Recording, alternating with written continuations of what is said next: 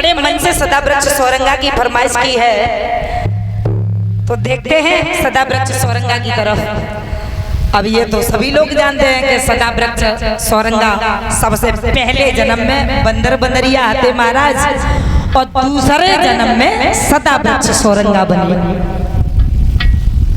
तो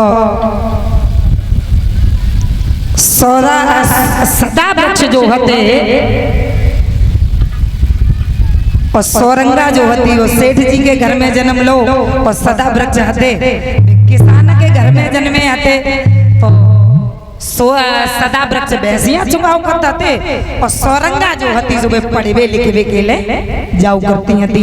तो एक बार रास्ते में सदावृक्ष और सौरंगा की भेंट हो जाती है। तो सदावृक्ष जो था वो सौरंगा से पूछने लगे, क्या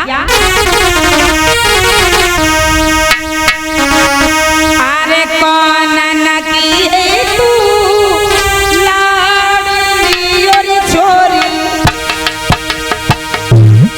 अरे का तुम्हारो गंगा नाम जी।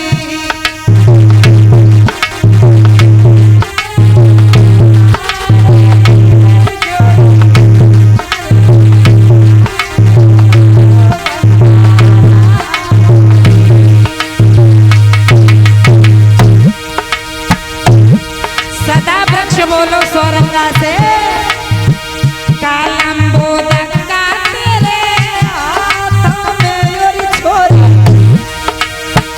कालम्बोदक का तेरे हाथों में मेरी छोरी, कोई कहा तुम्हारो गंगा नाम जी।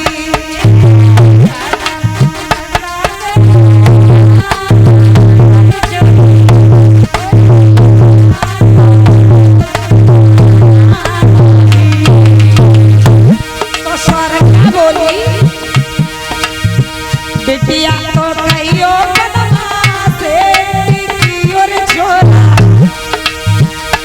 कोई सौरंगा मेरो नाम जी। बिटिया तो कहियो कदमा से सौरंगा, कोई सौरंगा मेरो कालम्बोदक का मेरे हाथ में छोरा, कोई पानी में को है मेरो नाम जी।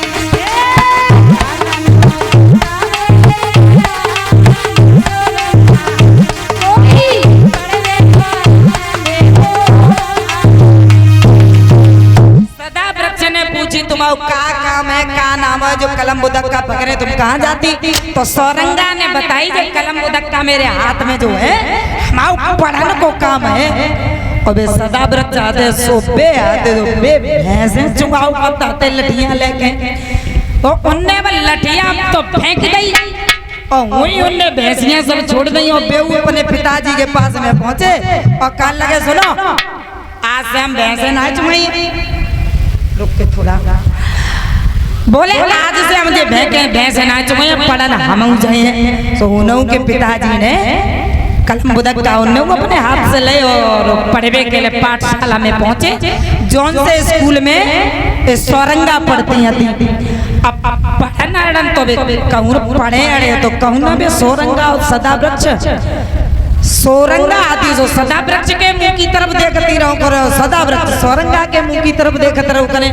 अब मुंशी जी बड़ा परेशान है, जगह जे पढ़त लिखत है कहूँ ना देख एक दूसरे के मुंह की तरफ देखत रहा। सो मुंशी जी ने कही एक काम करो, एक पर्दा लाओ, पर्दा इन दोनों के बीच में लगा दो तभी ये पढ़ेंगे। सो मुंशी जी ने पर्दा मंगवाई और पर्दा लाई के उनने बीच में लगाई। सौरंगा ने, सौरंगा ही ना अपने घर से पर्दा मंगा ले गई। मुंशी जी तुम कष्ट उपाय क्या करियो, पर्दा तो हमारे पिताजी के याद आ रही है कि पर्दा धारी है मेरे बाबा के मुंशी जी, पर्दा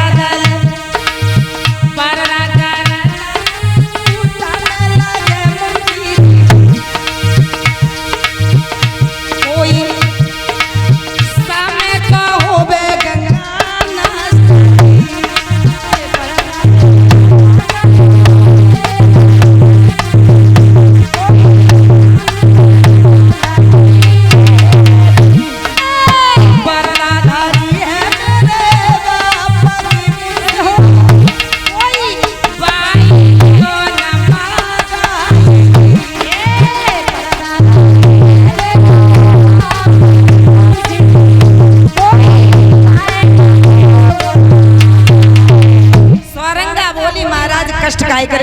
हमारे घर में खुद ही रखी और पर्दा मंगाए के मास्टर साहब ने बीच में पर्दा लगाई दी।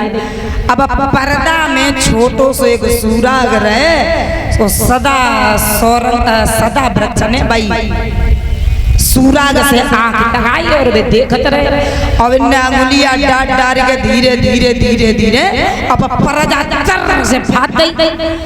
मास्टर साहब कहने लगे जे तो हुई गए कलेक्टर लला आज ऐसो है सबकी तो छुट्टी है पर सदा बच्चों सोरंगा की छुट्टी नहीं है आज। सब बच्चा तो अपने अपने घरे चले गए और सदा वृक्ष सोरंगा को मास्टर साहब ने वही बैठा लो और कई लला जब आगे बगिया है बगिया जब बगिया में तुम घूम के आओ सदा वृक्ष सोरंगा बगिया में गए और बगिया में जाए के वे कछ देर घूमत रहे ये बैठे और वे घूम फिर के लौट के फिर मास्टर साहब के पास में आए गए तो मास्टर साहब ने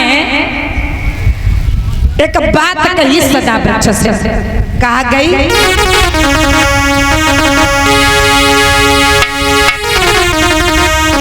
कि जिन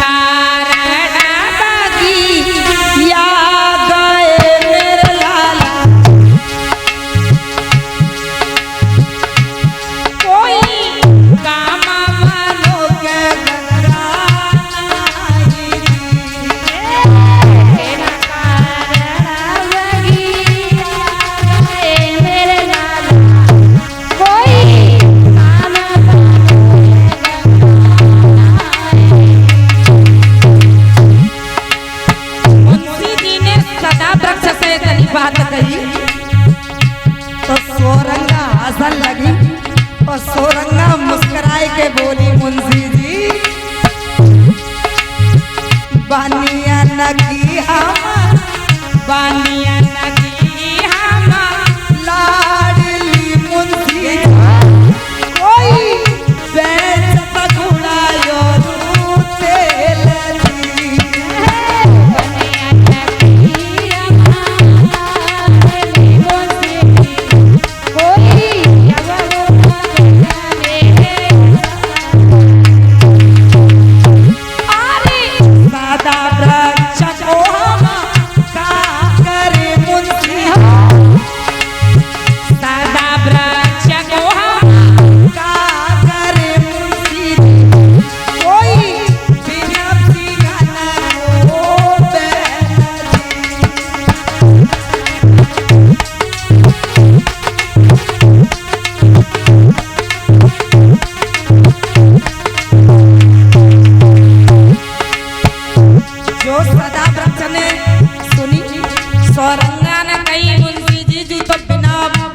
बिना सींगन वालों बैल है तो बैल और जो व्यक्ति बात कही तो सोरंगा को समझाए के सदा